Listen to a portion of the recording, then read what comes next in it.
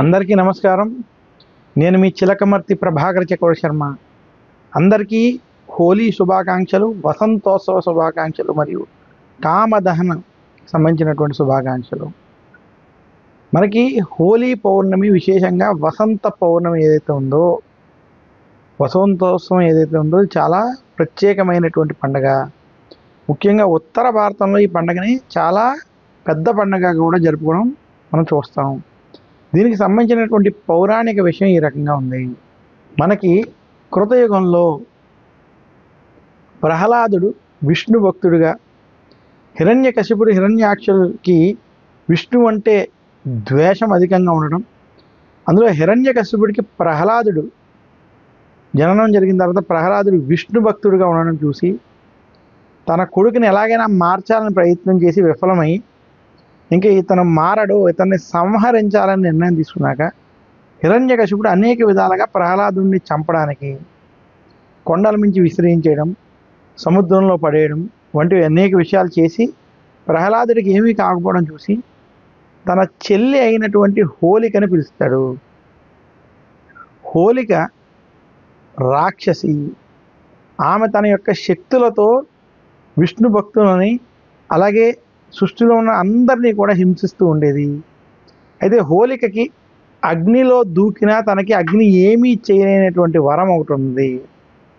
ఆ అగ్నిలో దూకినా చచ్చిపోకుండా ఉండేటువంటి శక్తి ప్రభావం చేత హోలికని పిలిచి, నీవు నా కుమారుడైనటువంటి ప్రహ్లాదుడితో కలిసి నువ్వు అగ్నిలో దూకు, నీకు ఎటువంటి హాని జరగదు, ప్రహ్లాదుడు చనిపోతాడని చెప్పడం.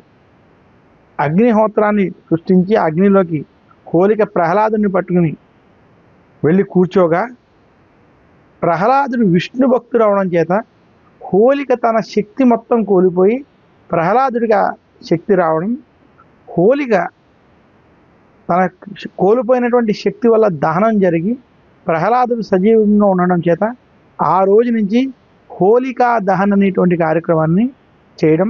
తర్వాత రోజు హోలిక చనిపోయి సృష్టిలో ఉన్న ప్రజలందరూ కూడా ఆనందంగా హోలీ పండుగను చేసుకున్నట్టుగా మనకి పురాణ కథ ద్వారా చెప్పబడింది. అందుకనే హోలీ పండుగ చాలా విశేషమైనది, ప్రాధాన్యమైనది. ముఖ్యంగా ఉత్తర భారతంలో ఇక్కడి నుంచి వసంతోత్సవాలు కూడా చేసుకోవడం, హోలీ పండుగ వంటి చేసుకోవడం చాలా విశేషం.